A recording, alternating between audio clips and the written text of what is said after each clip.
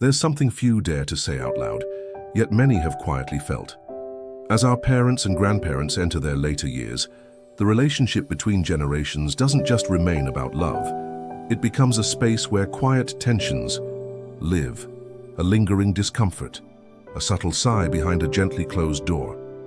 Elders often don't realize that the habits they've grown accustomed to, constant complaints, overbearing advice, stories repeated over and over, can, unintentionally, feel suffocating to the younger ones. It's not that their children or grandchildren don't love them. They do, deeply.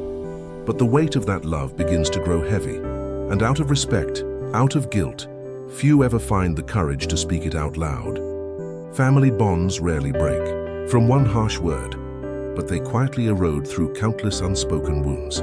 This article is not here to criticize or blame. It is a mirror for those who have walked through most of life to reflect gently on themselves. It is a bridge for the younger generation to better understand the loneliness and longing for connection that often lives in the heart of the elderly. And it is a soft whisper, a reminder that small changes in daily habits can bring about profound shifts in family closeness. So let us begin this journey of understanding, not with judgment, but with compassion. Because love isn't always in what we say. Sometimes it's in how we choose to listen, and how bravely we're willing to change. Before we start, subscribe if you believe that the elderly carry treasures the world needs to hear. Constant complaining. Turning every day into a list of grievances, complaining in itself is not a flaw, it's human, it's a release. It's sometimes even a way to connect through shared frustration, humor, or reflection. But when it becomes the dominant tone of a person's presence, it begins to wear down the emotional fabric of those around them. For many older adults, especially those retired or living with health limitations, the pace of life has slowed. The world continues to move quickly, but their days may feel longer, quieter, more repetitive. And in that stillness, the mind searches for stimulation. When the body aches or the news disappoints or a memory resurfaces with pain, complaint becomes the most accessible language. Yet what begins as casual venting can slowly become a habit, an invisible pattern. The focus shifts almost unconsciously from noticing what's working to finding what's wrong. And once this lens sets in, even joy can feel like something to mistrust. Grandchildren start visiting less often. Meals grow shorter. Conversations become one-sided, guarded. The family still shows up, they still care, but their emotional presence becomes thinner, more cautious. They love deeply, but they grow weary. Weary of always having to brace for a sigh, a scolding, or a story that ends in bitterness. It's not that the younger ones don't understand pain. Many do, but they often wish their elders could also remember to speak of what's good, of blessings, of the resilience that brought them this far. They want to admire, not just console. This doesn't mean pretending life is perfect. It doesn't mean bottling up sadness. But balance matters, especially in shared spaces where memories are made. Sometimes, what an elder sees as just being honest, others experience as a steady drizzle of disapproval. Over time, this emotional climate can make a home feel colder than it really is. Bitterness is like drinking poison and waiting for the other person to die. Malachi McCourt. The most precious gift a grandparent can give is not perfection, but peace. The kind that comes when a home is filled with not only wisdom but warmth, with stories that don't just revisit past regrets, but pass down hope. And so, pausing before we speak, asking ourselves whether this comment brings connection or complaint, can be a quiet form of love. One that says, I see you, I value this moment, I want to make it lighter, not heavier. Even in old age, habits can be rewritten, not for others' approval, but for deeper harmony. And often the first change is as simple as choosing to notice what's still beautiful, giving unsolicited advice. When love feels like control, advice from an elder can be a treasure.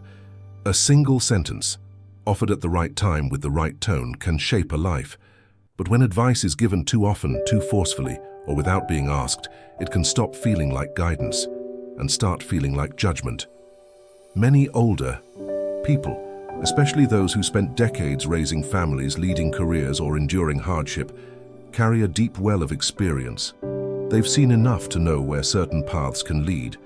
And so, when they see a grandchild making what they believe is a mistake, their instinct is to step in, to save them the trouble, to speak rather than let them stumble. But here lies the quiet friction between generations. Younger people often need to live their lessons, not just hear them. They need space to make their own decisions, feel their own consequences, and become their own person. When advice comes too frequently or too critically, it begins to sound like a lack of trust, a quiet message that says, "You don't know what you're doing." The intention may be love. The result, however, can be resistance. Adult children and grandchildren often don't say anything. Out of respect, they nod, smile, and let the advice pass through. But inside, they might feel dismissed or unseen. They may begin to avoid certain conversations, not because they don't care, but because they're tired of defending their choices. Wisdom is knowing the right path. Integrity is taking it, and grace is letting others find it on their own. Older adults may forget that the world their children are growing up in is vastly different from the one they knew. Jobs are different. Relationships look different. The rules have changed. And while some wisdom is timeless, not all of it translates directly. That doesn't make it less valuable. It just means it must be offered with humility, not insistence. Sometimes the most powerful advice is the one that waits to be asked for. It's not about being silent. It's about being discerning.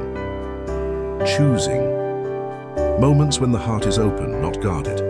Asking gently, "Would you like to hear what I think?" instead of assuming the answer. Because when advice comes from a place of deep respect, not just knowledge, it stops feeling like control and starts feeling like love. Dwelling on the past. When memories become chains, instead of wings, there's something sacred about a story told by someone who's lived a long life. Tales of resilience, war, love, loss, migration, tradition. These are the treasures younger generations rarely find in textbooks. They want to hear them. They want to remember. But when the past becomes a place someone refuses to leave, it no longer connects, it isolates. Many older adults find comfort in the past. After all, it's where they felt strong, useful, and needed. It's the era they understood, where things made sense, where they knew their place in the world. And so they return to it again and again, not just in stories, but in comparisons, in judgments, in subtle complaints that things were better back then. The problem is not the remembering. The problem is when the past becomes a filter through which the present is constantly criticized. The music today has no soul. Back in my day, people had manners. You kids have it easy. You don't know real hardship. Each comment on its own may seem harmless, but over time, it can feel like a rejection of the life younger people are trying to build. Like their reality is always one step below the one that came before it. They begin to feel they'll never measure up, that their present is not valid in the eyes of those they most want to impress. It's not that the younger generation rejects the past. They simply want to feel that the present also matters. And here's the deeper truth. Sometimes elders speak so much of the past because they don't feel they have a place in the present. They reminisce not just out of pride, but out of grief. They are mourning their younger selves, the bodies that moved without pain, the roles that gave them purpose, the people they've lost. That grief is real. But when left unchecked, it turns into emotional distance. A home filled with echoes instead of dialogue. The past is a place of reference, not residence, a place of learning, not living. Roy T. Bennett, the stories of yesterday should be shared, not as weapons of comparison, but as gifts, as seeds planted in young minds, not as shackles wrapped around them, because the most beautiful stories are the ones told with joy, not regret. And when elders choose to step into the present, even just a little, they remind everyone that wisdom doesn't belong only to the past. It can live here and now in the way we listen, the way we love, and the way we let go. 4. Being overly critical. When love sounds like nothing is ever good enough, few things run deeper than a parent or grandparent's desire to see their children succeed. They've lived long enough to know what can go wrong. They want to shield their family from disappointment, guide them toward a better path, and shape them into the best versions of themselves. But sometimes in trying to help, they forget. Constant criticism doesn't build confidence, it erodes it. You're getting too thin. Why are you still at that job? Your house is always messy. Why don't you raise your kids like we used to? These words often come from a place of concern, but when they pile up day after day, visit after visit, they begin to sound less like care and more like quiet rejection. The child who once beamed when they brought home a school project now hesitates to share anything. The adult grandchild who was proud of their small apartment suddenly grows silent when their grandparents visit.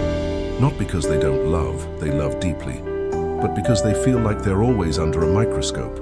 Like nothing they do is ever quite right. And the saddest part is, the elders may not even realize it.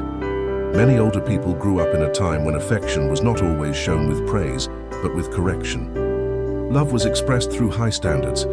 They see pointing out flaws as a form of involvement, as a way of helping.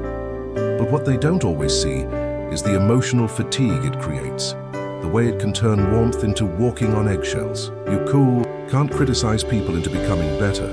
You can only love them into believing they can be. Children and grandchildren don't expect perfection. They don't need applause for everything.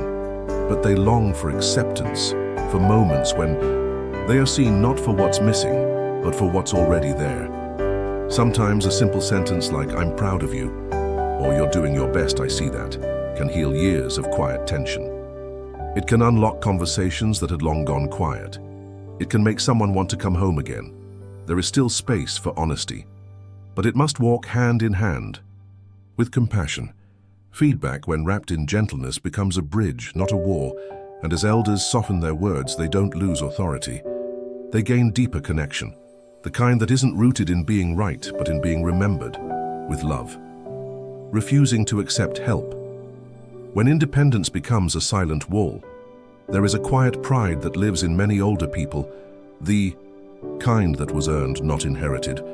They built lives from scratch, raised families through hardship, made do with little, and carried the weight of others without complaint. So when their bodies begin to slow, when memory slips or joints ache, asking for help can feel like surrendering something sacred. I can do it myself. I'm not helpless. You don't need to fuss over me. These phrases might sound strong, but behind them is often a deeper fear. The fear of becoming a burden. The fear of losing control, of losing dignity, of being seen not as a whole person, but as someone who now needs. And yet, the irony is this. When elders refuse help, they may believe they're protecting their pride. But to their children and grandchildren, it feels like they're building walls. Loved ones want to help, not out of pity, but out of devotion. They offer rides, help with groceries, help managing medications, not because they think less of their elders, but because they want to walk alongside them. They want to share the load, not take over, but be present. But when help is constantly rejected, it sends an unintended message. I don't trust you to care for me. And that can be painful. More than that, refusing help can create real risk. A fall that could have been prevented, a bill that goes unpaid, a health issue ignored too long. The consequences of pride can ripple through a whole family, especially when adult children are already stretched thin, juggling their own lives, children and responsibilities. Asking for help isn't a sign of weakness. It's a way of saying, I still belong to this world, and I let others belong to me. The truth is, accepting help is not about giving up independence. It's about allowing interdependence. It's about letting love flow both ways.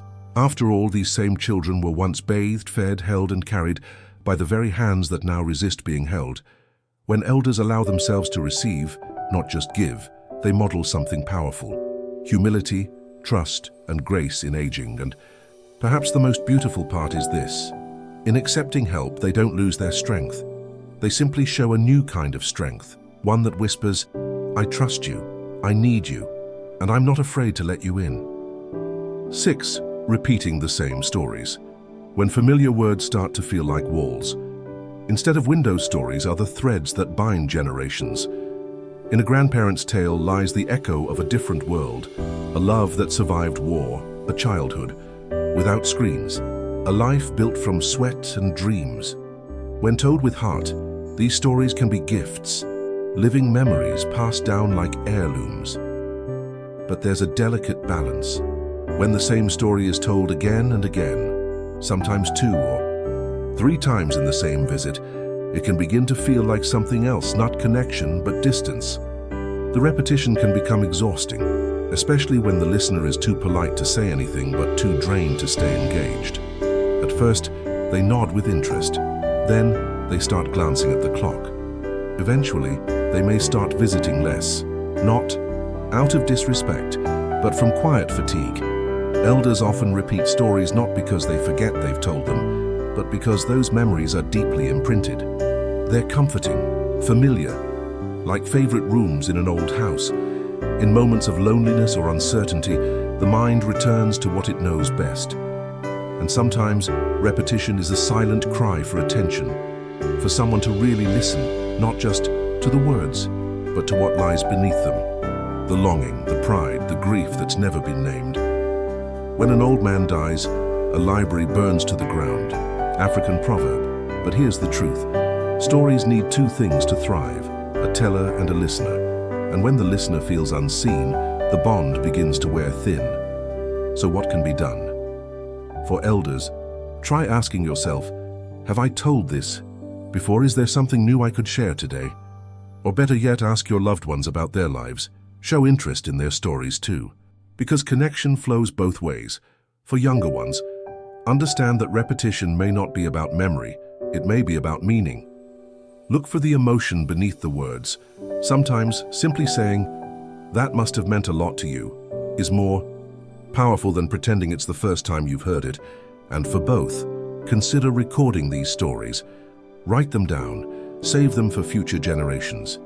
Because one day the repetition will stop, and you may find yourself wishing you could hear that story just one more time. Let stories be bridges, not barricades. Let them remind us not just of where we've been, but how far we've come together. 7. Complaining constantly. When every conversation feels heavy, everyone complains sometimes. A sore knee, a long wait at the doctor's office, rising prices, loud neighbors. Life offers no shortage of frustrations. And as we age, the list often grows longer. Health issues, loss of mobility, loneliness, the slow erosion of independence. But when complaining becomes the dominant note in every conversation, it begins to take a toll, not just on the person speaking, but on the people. Listening adult children may start every visit with good intentions, but leave emotionally drained. Grandchildren may feel guilty for not calling more often. Not because they don't care, but because every call turns into a litany of what's wrong, what hurts, what's missing, what used to be better. And eventually, without even realizing it, loved ones may begin to pull away. No one wants to say it out loud. No one wants to admit that the presence of someone they love has started to feel heavy, but that's the quiet truth so many families carry. A quiet sorrow, a quiet distance. Here's the deeper truth beneath it all. Constant complaining is often a mask for deeper emotions, fear, grief, or even a desperate need to feel heard. Aging brings so many losses, large and small. The body doesn't work the same. Friends pass away.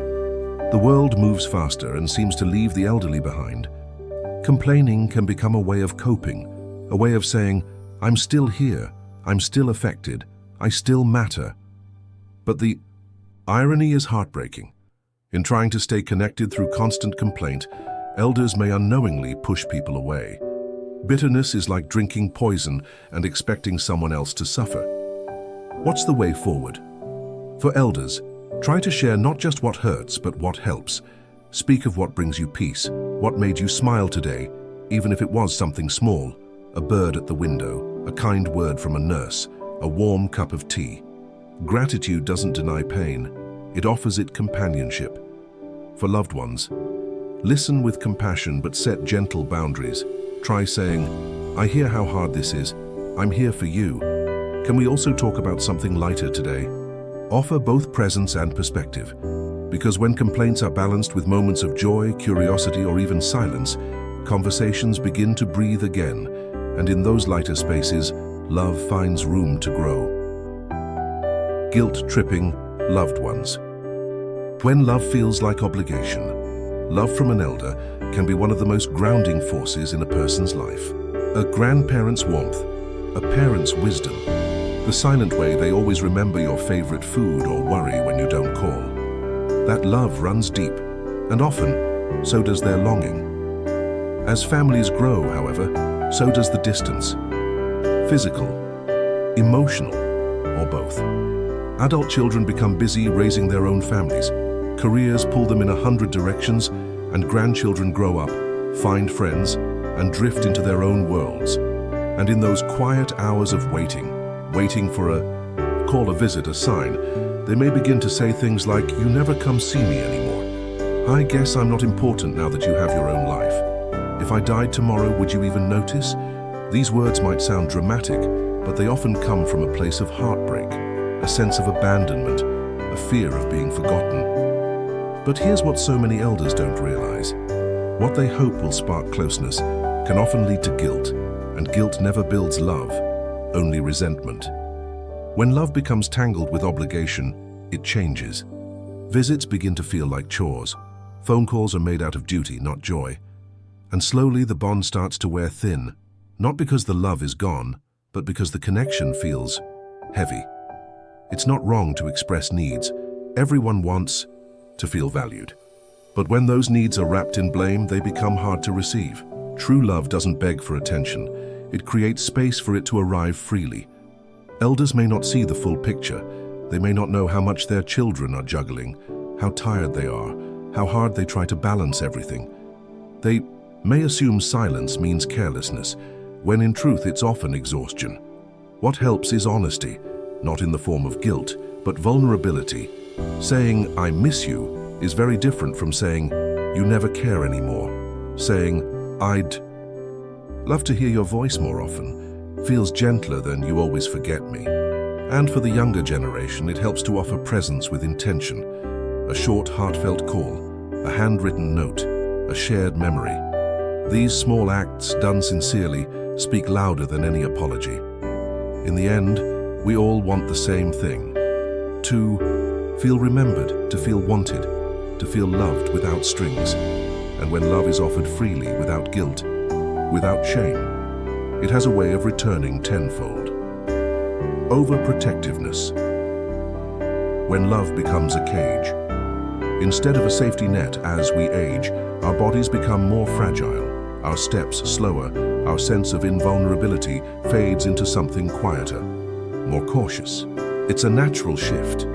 The world becomes a little riskier, a little more unpredictable, and the people who love us feel that instinctively. They want to protect us from everything, from falls, from harm, from loneliness, from making mistakes. But sometimes in the desire to protect, elders can begin to stifle the very independence they once nurtured. What started as care evolves into control, and what was once a safety net turns into an emotional cage. "Are you sure you want to drive in this weather? Don't go out by yourself, let me come with you. You shouldn't lift that, it's too heavy." These words, though meant with the best intentions, can sometimes feel suffocating. What began as concern slowly morphs into the feeling that every step you take, every decision you make is being scrutinized. You start to feel like you're being treated as fragile, incapable, as though the people who love you have forgotten that you are still a person, still able, still capable. For the older person, it's often hard to see how protective actions can make their loved ones feel infantilized. They may not understand that with each well-meaning caution, they are taking away a bit of the autonomy their children or grandchildren fought so hard to maintain. They see it as love. The younger ones feel it as constraint. There is no freedom without risk, and there is no protection without trust. Unknown. The truth is, love doesn't always look like keeping someone safe from every danger. Sometimes it looks like letting them stumble, knowing they'll get up again. It means trusting that the younger generation has their own wisdom and instincts. It means letting them go and knowing that their wings are strong enough to carry them for loved ones of aging parents or grandparents. It's important to reassure them that you're still here, but also that they still have a place in the world, a role to play, a strength to offer. Empower them to make their own choices. Even when you disagree, ask for their advice. Let them feel like their wisdom still matters. And for the elder, reflect on what's truly helpful and what's simply an attempt to protect from a world that can no longer be controlled. Know that your loved ones may be scared, but they also trust you. They trust that you know when to lean on them and when to stand on your own. Because in the end, love should free us, not limit us. 10. Dwelling on the past. When yesterday becomes the only present as we age, the past often grows, larger in our hearts. Memories become treasures, and experiences, both good and painful, hold an undeniable weight. There's comfort in nostalgia, in remembering a time when everything seemed clearer, simpler, and more alive. But sometimes, that longing for the good old days can overshadow the present. I remember when things were better. Back in my day, we didn't have these problems. Life used to be so much easier. These reflections, though rooted in a deep and understandable yearning, can begin to sound like a dismissal of the present. They can make younger generations feel that their experiences are undervalued, their struggles trivialized. The past, while beautiful in its own right, becomes an anchor, holding us back from fully living in the now. For the elder, dwelling on the past may be a way of holding on to something that feels certain, a way to ward off the uncertainties of aging. But there's a cost. When we focus too much on what was, we miss the opportunity to fully experience what is. We may fail to see the beauty in new relationships, the joy in present moments, or the potential for growth that still lies ahead. The past is a place of reference, not residence. Unknown. The challenge is not in remembering the past, it's in letting it stay in its proper place. The past should be cherished for what it was, but the present is where life happens. And while the past can be a source of wisdom, it should never be the only story we tell.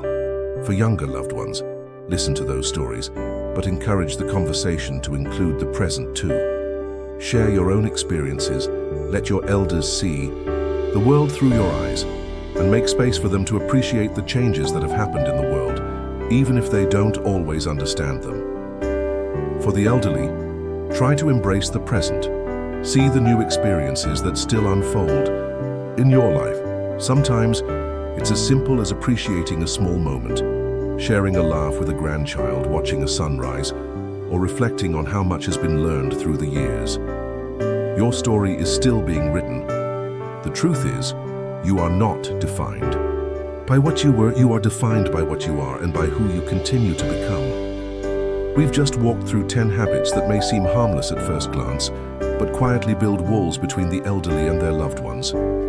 Perhaps somewhere in these reflections, you saw a glimpse of yourself, or the familiar patterns of your parents or grandparents who love you deeply, even if their way of showing it feels heavy at times. The real question isn't who's right or wrong, it's whether we have the courage to gently look inward, to make small changes while we still have time, to preserve what is most precious, our family connection. The elderly are like well-worn books, pages yellowed, ink faded, yet filled with profound stories. The younger ones are still writing theirs, but often forget the wisdom in the pages written before them. Between the generations, there may be distance, but if each side is willing to take just a small step toward the other, we might find that love never goes out of style. Sometimes, all it takes is a moment of quiet listening, a softer tone, a gentler word, and the unspoken cracks of a relationship begin to heal.